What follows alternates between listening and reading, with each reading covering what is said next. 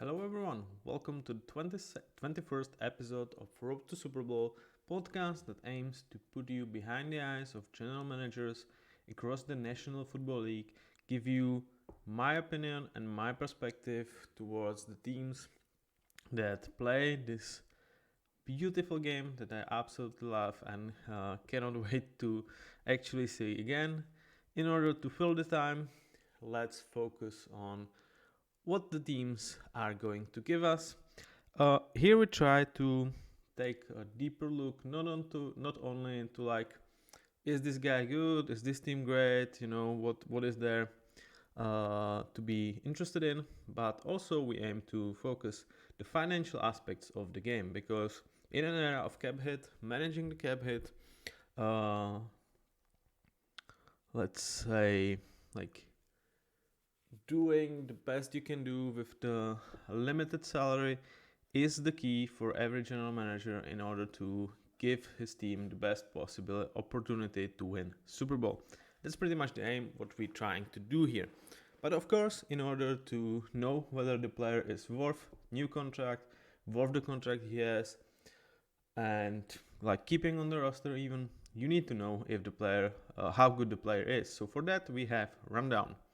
In rundown, we will talk about weaponry, which contains quarterbacks, running backs, tight ends, and wide receivers. Offensive line, self-explanatory. In the line, we will incorporate linebackers as well. Secondary consists of safeties and cornerbacks, and coaches, where we will address the team of special teams as well. For each team, I have 3 topics that maybe deserve more attention than, like in general, would do for weaponry. So for example, for the Eagles, it's going to be living his best life, obviously talking about Jason Kelce retirement. Time is running out. We will be talking about veterans on this roster and internal struggles. That's pretty much the theme of like last year, where it felt like Eagles are a Super Bowl team, and then suddenly they look like what I don't know, 20th best team in the league, and it just kind of happened overnight. So was internal struggles part of it? That's also going to be a topic. So that's pretty much it. That's what Road to Super Bowl is, and we start by taking a look at what the Eagles have done in 2023 season. Then we will talk about free agency.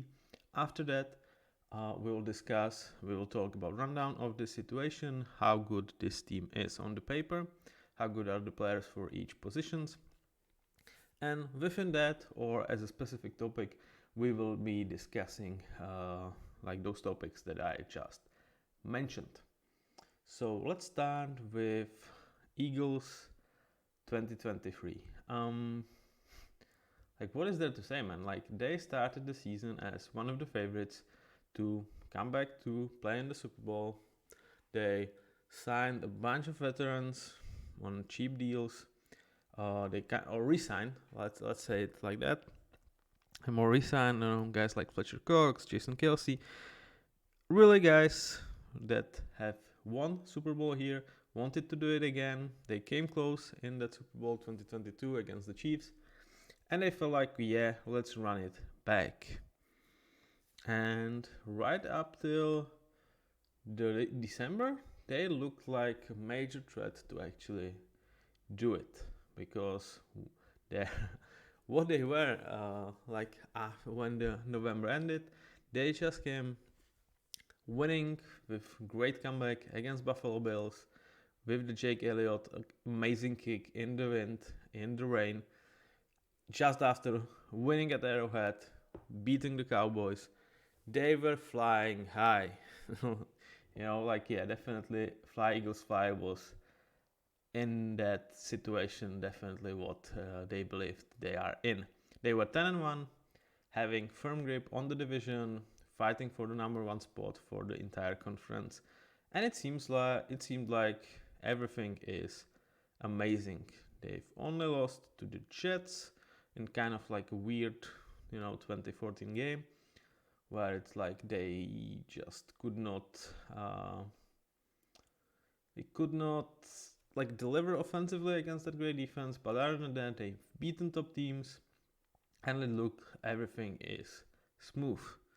Since then, they've won one game. They won one game against the Giants, and it's not like Giants actually were not in that game, despite like how bad Giants were at that point of the season. Other than that, they've lost to the Seahawks, to the Cowboys. They got demolished, 20 points, 23 points against San Francisco. You know, that's really big difference.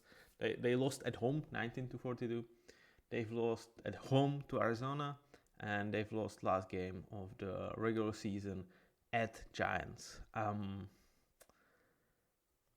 If that was not enough, like maybe they were still favorites coming to playoff, like playing at Tampa, which I thought was really, really weird. Like I mean, I do get that Tampa was not great and won the worst division in the football, but man, like Eagles were clearly not in it, and they just did not turn up in Tampa.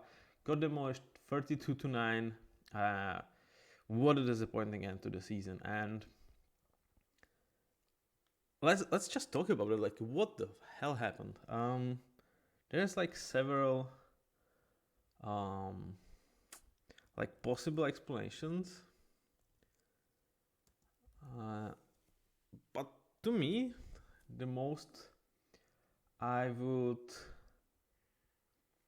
actually put this to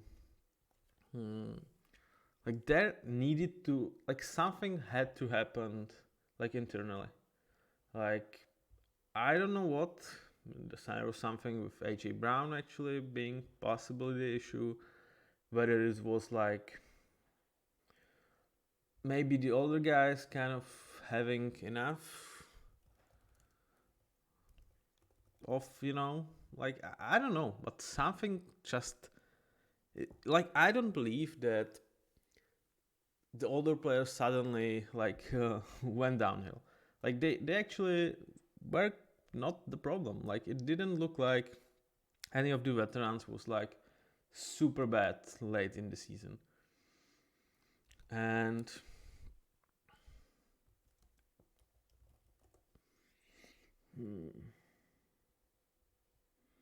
it was just crazy, man.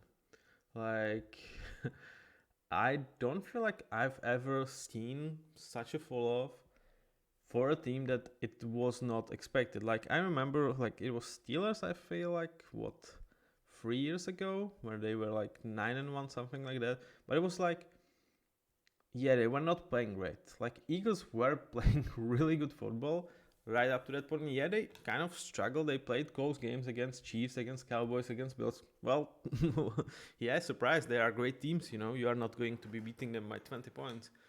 But you won all 3 games. But like, since then, it was dreadful. So they went from, I would argue that after that win against the Chiefs and against the Bills and against the Cowboys, after these 3 wins in a row, many people would have them ranked number 1 in the league. From that to enter a playoff as not a divisional winner, as I would argue 11th best team in the playoff, maybe not even that.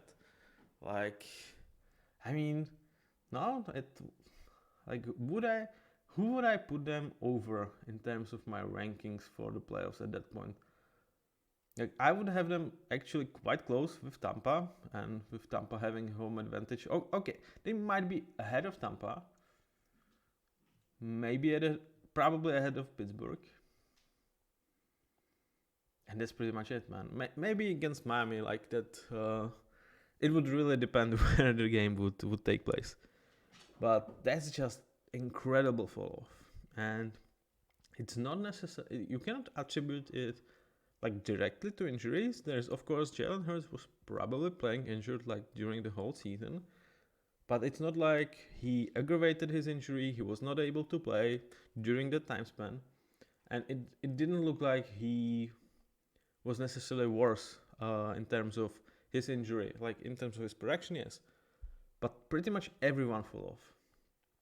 And like going from a team that's able to go and win at Arrowhead to a team that's losing to Giants and Arizona, man, like within the span of like 6-7 weeks, that's crazy. That's really crazy.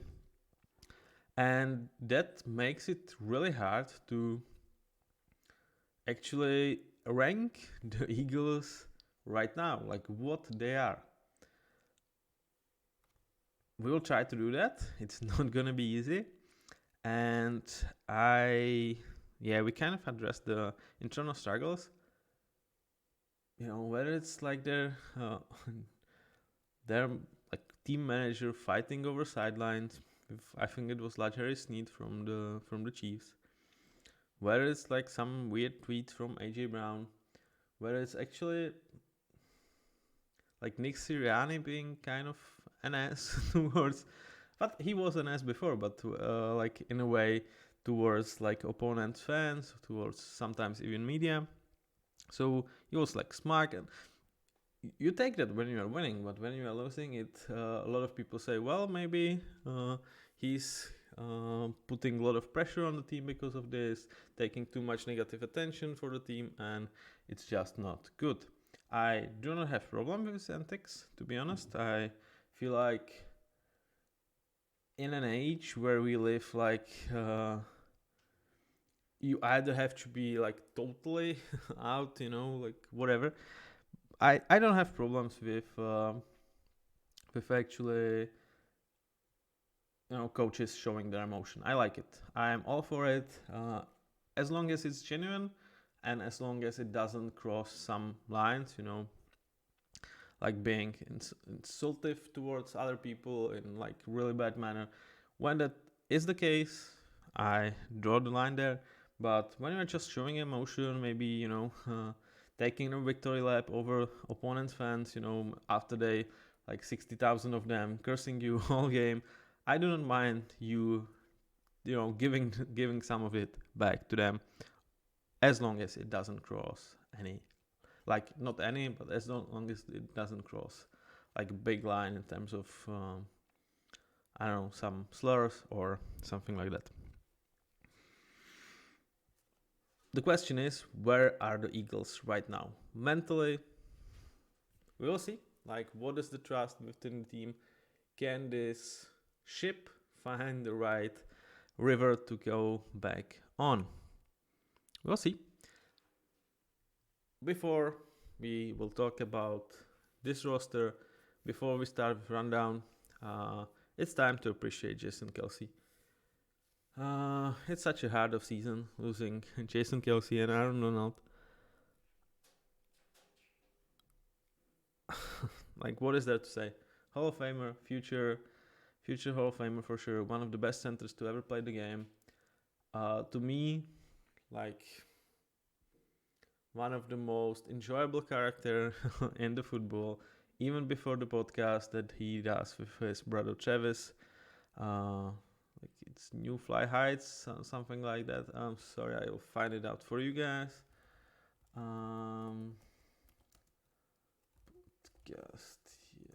New Heights. Yeah, it's just New Heights. No New Fly Heights. That would be too much towards the Eagles side of the thing.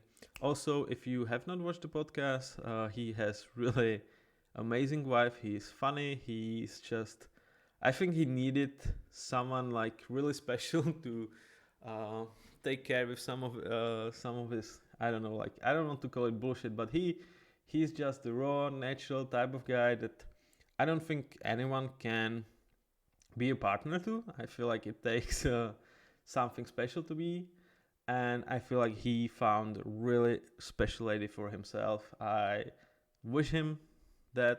I'm so sorry to not seeing him next season. I also saw like Saquon Barkley, which we'll get to, you know, trying to maybe push a needle. Like, you can block for me, man. It would be nice, you know, just come back. But I don't feel like he will. I feel like he's done. He wants to enjoy the new chapter of his life. and I could not be more happy for him. Like, I think he absolutely deserves every success that he has. Such a relatable, high character guy. You know, kudos to you. Big tip of the cap that I don't have. Sorry to lose you. Enjoy your life. Really looking forward to hear you with your podcast, man. So that's Jason. And now we go to the rundown portion of this video. I will talk free agency moves within the roster part. I do not feel like there is need to spend the whole section just here. I feel like it's gonna be more related to the specific parts, because it's not like they needed to sign and replace 20 or 30 great players. So let's start with the weaponry. And for everyone who is new to this, what are you watching right now? If you are watching, like, now is time to check your screens, because now you will get to see your players for the Eagles. I won't be showing every single one of them. This is the players that were contributors in 2023, or in my opinion will be contributors in 2024, or are at least like interesting players to talk to for some special reason. So with that being said, here we start. Jalen Hurts, Marcus Mariota, and Kenny Pickett. Kenneth Gainwell, Saquon Barkley, DeAndre Swift. Boston Scott, A.J. Brown, Devonta Smith. Olamide Zaccheaus, Quez Watkins, Devante Parker. Grant Calcaterra, Dallas Goedert, and Jack Stoll. So here we were before the offseason started. As you can see, they half of the team was half of the weaponry, or even like the guys that I would consider contributors in 2023 were not under contract for 24. And here is where we are right now. So for the first time in some years, Eagles actually invested in running backs. They brought from the Giants Saquon Barkley to just stick it to the Giants even more. And I like this move, man. I am a huge advocate for both moves in terms of special running back, or like with Josh Jacobs, I think it's a good move, not special one. With King Henry to the Titans, from the Titans to the Ravens, and Saquon from Giants here, I think it makes perfect sense for both of them. Both are gonna be in the team with mobile QB, better offensive lines. They should be running the show. Will they? We will see. I feel like it's been a while since we had like a special running backs combined with special dual threats QB, and actually to see how it works, we will have at least 2 cases this season with Henry and Lamar and Jalen and Saquon. What is there to say? With Jalen Hurts, you might say I have him ranked too low. Just a very good starter. I feel like he is very close to being an amazing starter, but to me, and I will attribute this to the injuries, like he didn't have really great season. And again, injuries. Okay, but when you look at his career, what he had to work with, like he always had one of the best, if not the best, O-lines in the league. Pretty much since his second year, when his breakout really started, he had Devonta Smith, then he got brought A.J. Brown.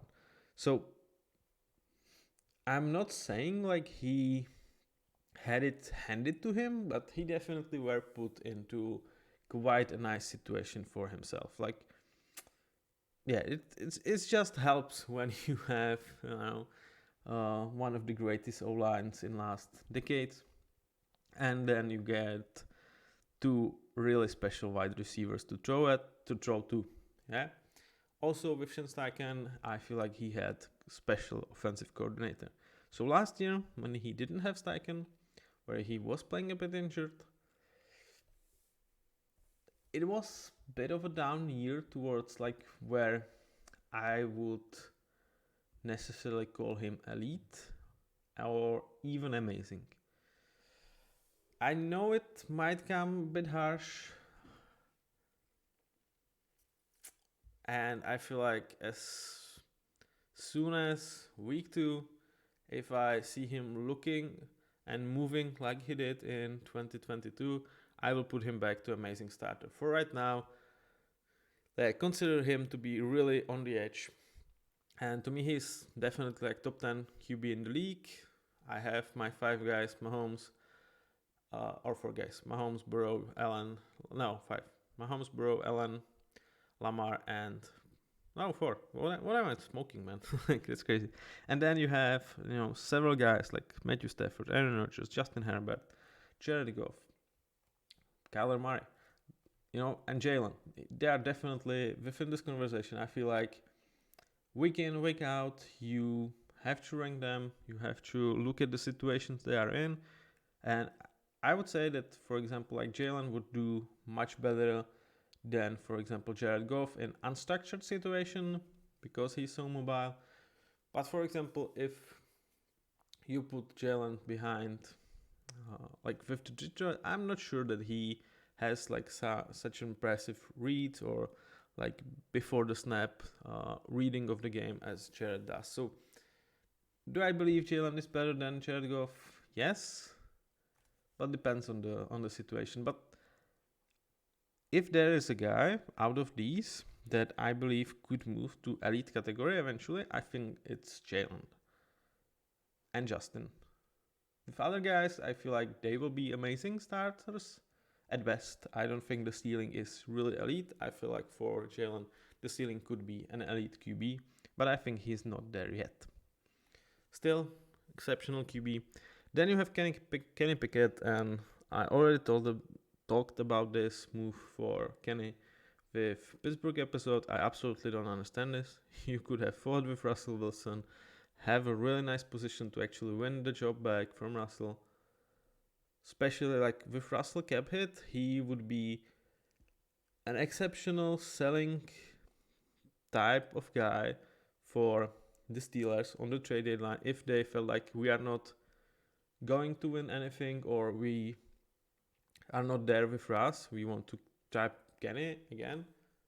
Like selling Russell to anyone who would have their QB injured, amazing situation. So I just don't understand. And you are like, yeah, I got insulted by you bringing Russell, and I want out, and I want to a team that has this guy sign up to like next 6 years, and he's obviously going to stay there.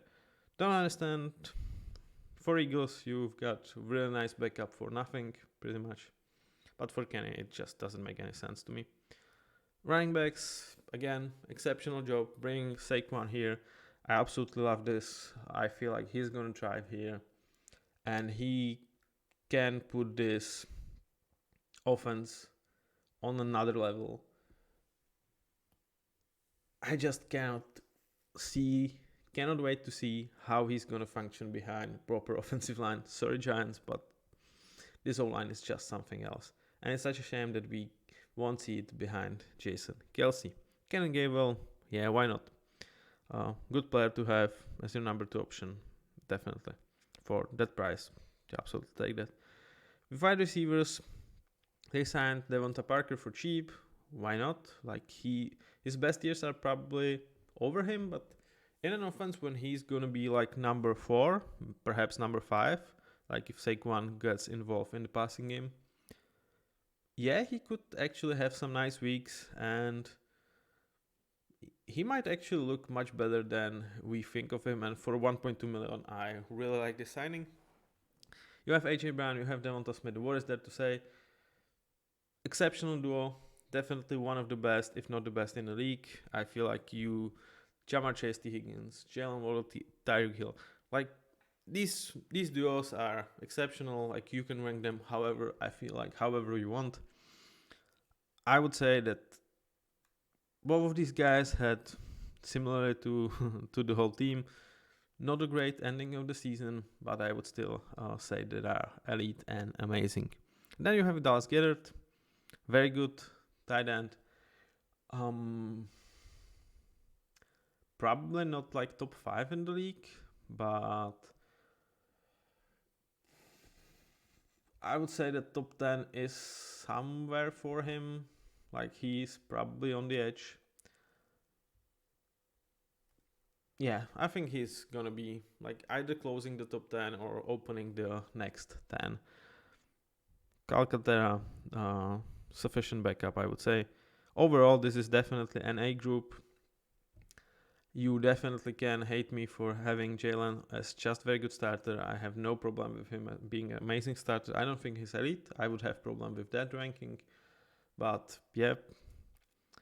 And yeah, what is there to say? Exceptional running back, exceptional threats, very good tight end, very, very good. I have to say very, very good. Yeah, let's make his ranking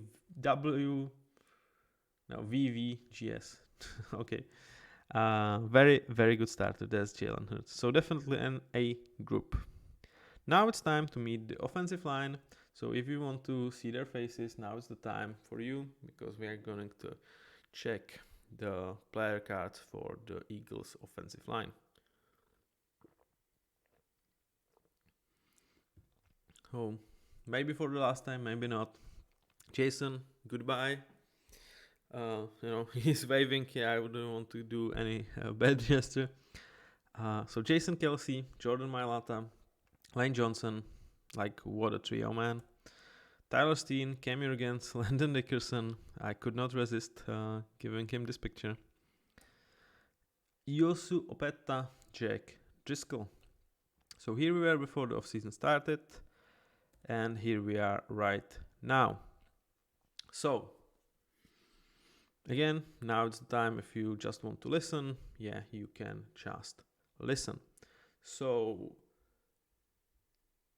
here, let's hear me out. So you have several issues and several exceptional things. Like, the biggest issue is Jason Kelce is still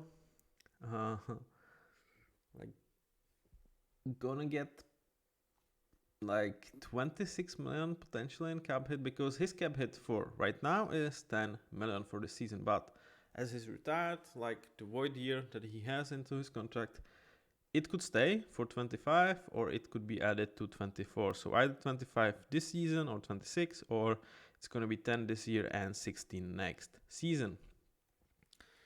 You also have had to like put contracts in a way that you pushed money really down the line. So if you look at 2028, you have 38 million for Landon Dickerson as cap hit. You also have Lane Johnson 11.3 million in void year. You also have 5 million for Mailata in that. The 8 million and 5.5 million should have been red. I'm sorry, guys. For you who are new to this, the red one is void years. It means years where the player is not signed for that season, yet he's pushed money down the line in order to, be under cap hit for specific seasons for the team. And they will have that money being paid against the cap hit for that season. So that's that. The good thing is you have an exceptional line. Even without Jason Kelce, you still have really great trio in Lane Johnson, Jordan Mailata, and Landon Dickerson. You have them signed for several years. With Mailata and Dickerson, you actually signed a new contracts this offseason. And they are definitely players that you can absolutely count on. Obviously, you needed to pay them big money. It's like 22 million per season for each of these guys.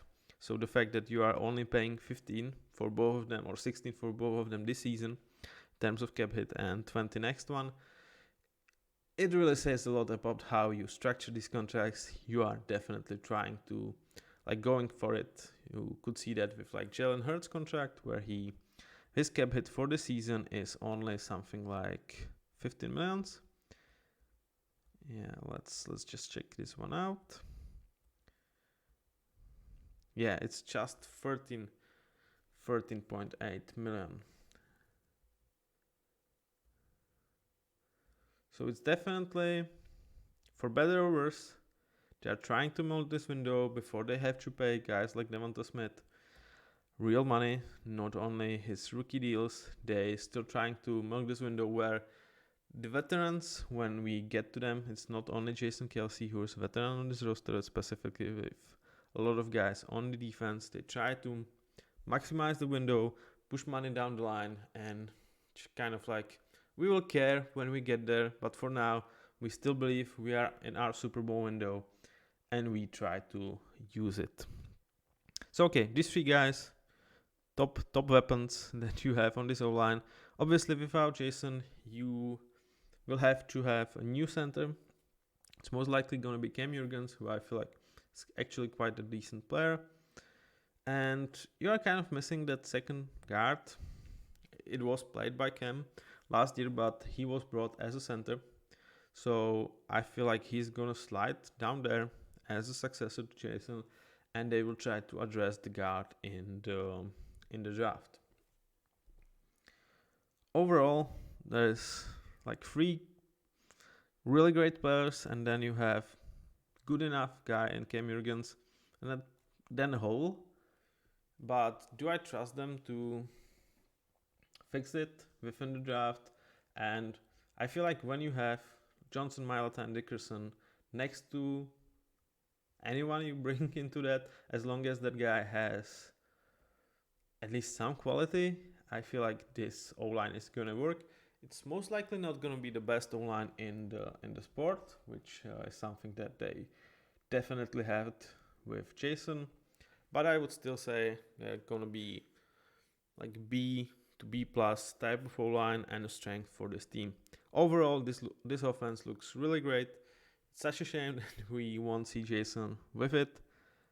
I mean, maybe Saquon can push him, but I just don't feel like that's going to be the case. Still, I feel like they will be very good offensively, and they kind of have to, because they are really pushing money down the line. They are going for it, and this is definitely a year where they kind of need to succeed, because the money are going to pile up eventually. I think for 25 they will still be okay money-wise, but then it's going to be nasty. So now let's go and talk about defense. So once again, if you want to meet your defensive guys, now it's the time. So I'll give you guys a couple of seconds and we will go for it. So, okay, Josh Sweat, Brandon Graham, Hassan Reddick, Fletcher Cox, Jalen Carter, Jordan Davis, Milton Williams, Thomas Booker, Nolan Smith, Nakobe Dean, Zach Cunningham, Shaq Leonard,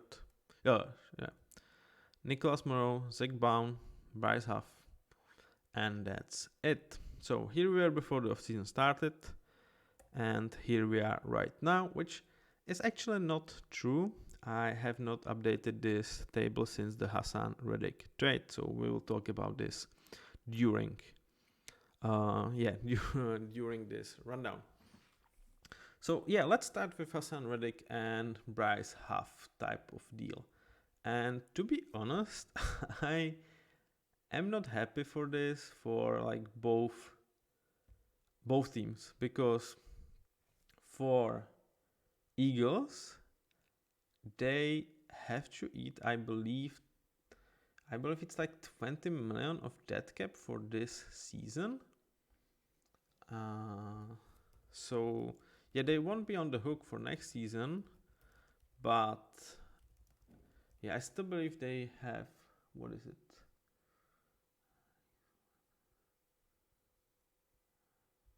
Yeah, let's just check this one out properly. I'm sorry, guys.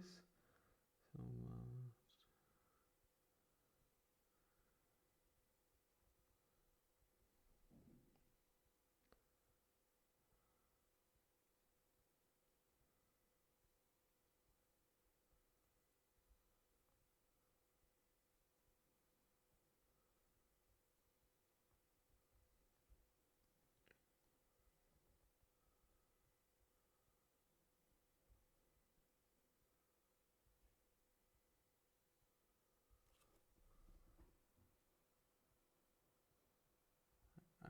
feel like it's something around 15 million, if I'm not mistaken. No, it's actually 21 millions in dead cap hit for Hassan Reddick this year. They won't be having the next season 14 millions in dead cap that was already there. It also should be in red because those were the void years that he was pushing down the line. But they pretty much did not get anything in terms of savings for this season for Hassan Reddick. And they get the third round pick from the Jets that will be second round with him playing over 67.5% of snaps and wrecking 10 sacks, which definitely could happen. So the compensation is not like weak, but I kind of don't like it for both sides. So for Jets, I like it more for the Jets because you feel like Hassan Reddick is better than Bryce Huff right now, which I would definitely agree. You try to maximize your window with Aaron Rodgers, and you are bringing guy for either third or second round pick, but not this season. It's like for 2026, so it's not even next year, right? So you are paying for him from your future that probably won't have Aaron Rodgers on the team for 26, or could be, but it's not your specific window, given that you have to pay the defense at that point. So for Jets, I do understand the thought process. I would still be like happy not actually touching Hassan Reddick. I feel like you have very good O-line even without him. Or D-line, I'm sorry. So yeah, I would focus other needs, but okay, if you feel like he is the guy that will give you something special, okay, maybe. And for Eagles, I mean, you are in kind of a similar position. I feel like you should be prioritizing 2024 and 25, for which you are not saving that much money. Like for 24, you are saving nothing, and for next year, you are saving 15 million. But you are essentially exchanging Reddick for Huff, and I feel like Huff is just the worst player right now. And it's not like Huff came up cheap, because if like the thought process is like Bryce Huff is like cheaper and younger version of Hassan Reddick, then okay, he is, but he still comes for like 17 millions a year, because despite you see his camp numbers only be 4 million, 7 million, and 12 millions in next few years, then it's because the contract is designed that there is 27.5 million waiting for you in that cap hit for 2027. So he's only like 5 millions cheaper than Hassan. And when you consider you have to still pay that cap hit for Reddick for the season, I don't really feel like the cheap part of this trade actually works for you.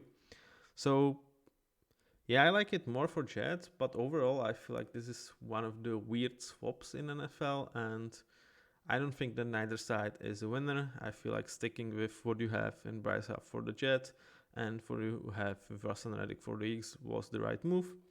Or for the Jets to just letting Bryce Huff go and not replacing him.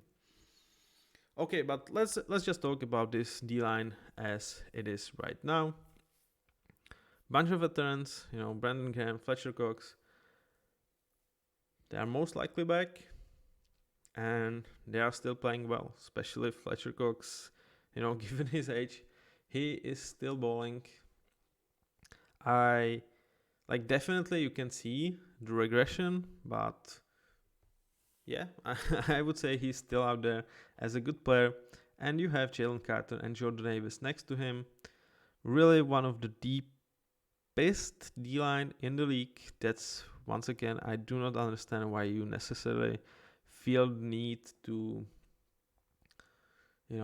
sign Bryce Huff to actually quite an expensive contract. Why do I feel need to do this? Like, it's really special position in the league. You have to have your good pass rusher. You have to have your good D-line. But I would say that applies rather more to to the better conference where you have Joe Burrows, you have you have your Patrick Mahomes, you have your Justin Herberts, you have Lamar Jackson. So I do not.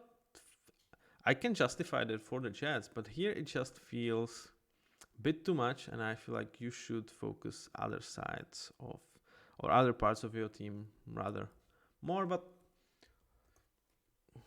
like, should I do I really bash like a team for having a great D line? I don't think so. I don't want to do that. But I feel like you need that much more in terms of if Eagles were in AFC than here. Overall, this group is very deep on the edge as well as in the inside. There might be regression factors for guys like Graham and Cox, but you have definitely Jalen Carter being on the rise. Maybe even the Josh Sweat could actually improve. Again, if you see 2026 numbers and going forward, that's also void years. I'm sorry guys, it's not in red, my mistake. The big position that they have not paid much attention in past years is obviously inside linebacker, where they brought Devin White here for 1 year, $4 million, kind of meh contract, for I would say like a decent enough starter, but not necessarily a guy that I would expect to make or break this team's season. Nakobe Dean next to him, it's really not that much of a depth for this position, but as we know, Eagles kind of don't give a damn about linebackers, and it still shows. Last year they tried Shaq Leonard, they tried Zach Cunningham, didn't really work that well. It could be a problem, but given this D-line, it should not be a huge one. Overall, this group, I would say it's like B to B minus. I'm really happy with the depth, but I feel like you are missing the guy for this group overall. It's a bunch of really good guys, but there is no the guy. There is no elite or even amazing starter in my opinion. So that's where the rating for it cannot be that high, at least to me, especially when you like clearly don't give a rat's ass about linebackers. Now let's go and meet the secondary. Are you guys ready? Okay, so Kevin Byard, Sidney Brown, Reed Blankenship, Avonta Maddox, Darius Slay, James Bradbury, Keely Ringo. Here we were before the offseason started, and here we are right now. So, one of the trades that actually did not work out to the best for the Eagles, which is really weird because they usually trade really well. And in the time of the trade, it was marked as another steal from the Titans. It was obviously, I'm talking about Kevin Byard trade for like, it was like 5th round or something like that. But Kevin Byard did not look like an amazing safety that he was back with Titans, and they actually let him go. Cleared over 13 million in cap space because of letting go of Kevin Byard, and it feels like a good decision. They essentially rent him for a 5th rounder for half of a year. They did not take any risk because when it worked out the way it did, they could have cut him for pretty much free. So what they are left with, serviceable secondary, not really big holes. You have Darius Slay, James Bradbury. Both of them had down years, I would say, but they are still good players. I feel like, especially Bradbury looked kind of really meh out there, but I still would say that they are great players. I definitely feel like the age might start to be a problem. Like Darius is 33, James is going to be 31 when the season starts. So when you look at these ratings, they might go down pretty quickly. And if that's happening, I feel like you really need Keeler Ringo to start stepping up. Otherwise, this cornerback room could be in a huge trouble. But as of right now, they are good enough. Would I expect them to invest into this group within the draft? Definitely. I feel like when you have two guys over 30 as your primary cornerbacks, you definitely need to have a successful plan. And I feel like this year's draft is quite nicely built for that. It's not like you have like exceptional talents, but given that you don't have top picks, you are kind of happy that there is several like tier 2, tier 3 guys that could definitely go here into the situation and fight Bosley and Bradbury for the position eventually, with Keeler Ringo already being that type of guy. In terms of safeties, you brought Chauncey Gardner-Johnson in. I feel like good signing for decent enough money. I feel like for safeties in this offseason, it was really hard to get paid, and he got like, what is it like? It's like 3 years, 24 million, something like that, when you add void years.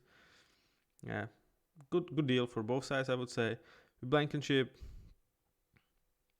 have him for next 2 years. He's a good player. Sidney Brown as a backup, I feel like he can definitely threaten.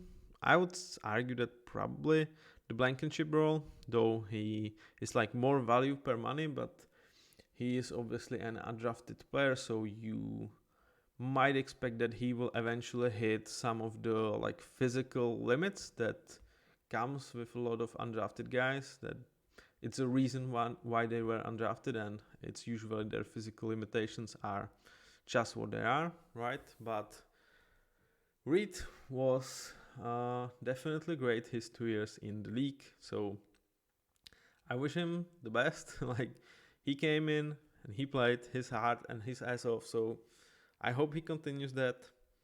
If that's the case, Sydney could definitely fight Chauncey as well. If not, he's a good depth piece. I don't think that's a room you touch in the draft by any stretch of imagination. So overall, good group, nothing special, but you have depth, you have good starters, you definitely have some questions about their age. I think you should address this group in the draft, but still, C+ to B- type of secondary. Now let's go towards the coaches and special teams. So, Nick Sirianni, let's start with you. He's definitely gonna be like under pressure, I would say, this season, because they still have their Superbowl window open. They pushed money down the line, and they definitely want to win now. And like I said, to a lot of people, his antics might have been something that influenced poorly the entire Eagles team down the line last year. I still think he's a good coach. I do not put him into like elite or even amazing tiers for the head coaches. I think he's good to great, but he's not Andy Reid. Then you have Kellen Moore, and this is an interesting conversation because, like, back with Dallas, like 2022, 2021, he was for like, oh my God, he's this great young offensive coordinator, really creative, innovative. He deserves a shot. And then they let him go from Dallas because they were like, we're gonna we try to be more run heavy than pass heavy. It's like, yeah, we want to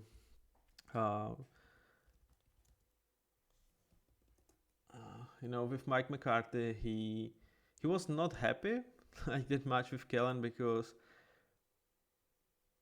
he was way too aggressive for his liking. So he kind of took over calling places in Dallas. And it was like, oh my God, Dallas is making a huge mistake. Whoever gets Kellen Moore is going to thrive. And he went to a situation where I thought they would absolutely thrive. Justin Herbert, Keenan Allen, Mike Williams, Austin Eckler, Chargers. Yeah, that was it, right?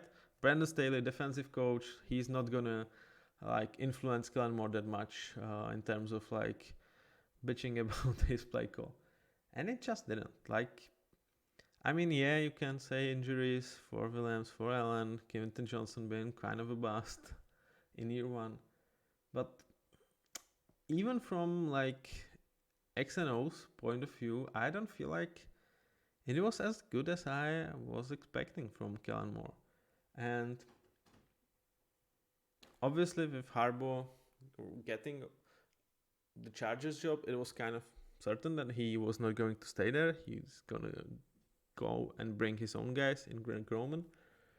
And I feel like there is still a lot of believers in Kellen Moore that, you know, bad situations, and he still fought as really good offensive coordinator. But I feel like if it doesn't work here, then we should actually start to question it. Like, there's probably a reason why, you know, he was run down from Dallas. He didn't work with Chargers.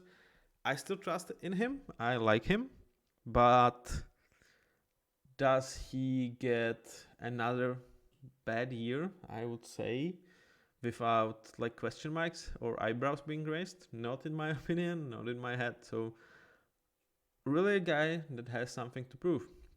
And then you brought Vic Fangio from the Dolphins. I mean, he is a legend. He is still one of the best defensive coordinators in the league. I love bringing him here. I feel like he could even be, like, given that he is like older, more experienced, kind of a legend of his own, he could maybe like get some turmoil under control if it starts to happen during the season. So I like the signing from pretty much all the perspectives. I feel like it's very good signing for the Eagles. And with Kellen Moore, I like it as well. I feel like they've made right decisions. Young, aggressive offensive coordinator, and perhaps someone to tune things down in Vic Fangio when things could get heated with Sirianni as well. So then you go to special teams, and my favorite type of find a lookalike. So I don't feel like I put the best picture for Braden Mann here, but look him up online. He looks definitely like Tom Holland, like the Spider-Man right now. But overall, he's not a great punter, slightly under average. Nothing that should like super concern you, but no, not a guy that you should expect good things or great things out of. That cannot be said about Jake Elliott. He had exceptional season. Like that kick against Bills, to me was one of the top 3 kicks last year, maybe even the best one. It was really hell of a weather, hell of a situation, and it just came true for the Eagles. So definitely a guy that you can count on. Okay, so that's the rundown. Now let's talk about a bit of a draft, and let's talk about the Super Bowl window for the Eagles. So in terms of draft, I feel like clearly you want to draft one offensive lineman. You know, you just lost Jason Kelce. You have a succession plan, of course, but you are not as deep as you would like to. And I feel like spending premium there definitely makes sense. And it's something they are very well used to do here in Eagles, in Philadelphia. And I feel like they should do it again. In terms of D-line, I feel like you have a lot of young pieces that I would not necessarily invest into that anything premium. I feel like clearly the other position you should invest in is cornerback. Pretty straight and forward. Like all these rankings like look and point to the Eagles to be once again Super Bowl contender. But what kind of version Eagles are we going to get? Because, you know, if it's the team that losing to Arizona, losing to Giants, getting their asses handed to them by the Tampa by 23 points, you know, like then these rankings are obviously going to be hella wrong. I don't think that's going to happen. I feel like it was some kind of internal struggles, some part of perhaps injuries that just boiled into really stretch of a bad form that I feel like they can clean up during the offseason, and I feel like still these players are very, very good, and Philadelphia should be up there with the best of them. I feel like their window is clearly at least for 2 years open, because you have guys under contract for this period of time. You pushed money pretty much 26 and forward, so I feel like you will have to pay for these tries eventually, and I feel like the 26 is going to be the first year when you will feel it quite heavily. So I would say the window is open very much for next 2 years. They prioritize and optimize these 2 years. In the process, they try to bring like the best players out there in with like a draft. Last year with Jalen Carter, they just got a really nice player that they should have no business getting into where they went into draft. This year I feel like it's going to be more about like filling these 2 holes, so inside offensive line and cornerback, rather than taking the best player out there. So it's going to be slightly more predictable, at least I believe so. I might be wrong, obviously. They might believe that Slayer and Bradbury will come back stronger than they were last year, and they might not have to address cornerback with premium position, but I would be surprised if they didn't want the first 2 picks, O-line and cornerback, to be honest. Overall, that's it. This is your Eagles. We will see what the season is gonna look like.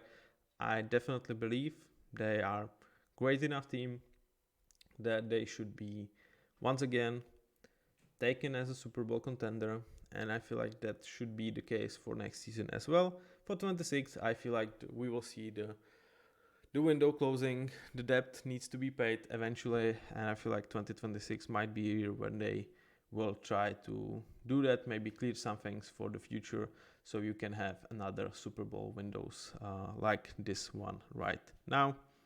Overall, in terms of like free agency, what they've done, I like it.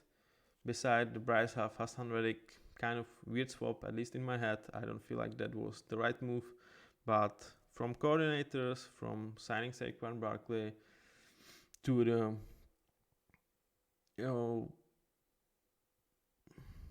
bring like a guy like Devonta Parker, like a sneaky good 1 year prove it veteran minimum type of deals that just fills the hole that they have quite nicely.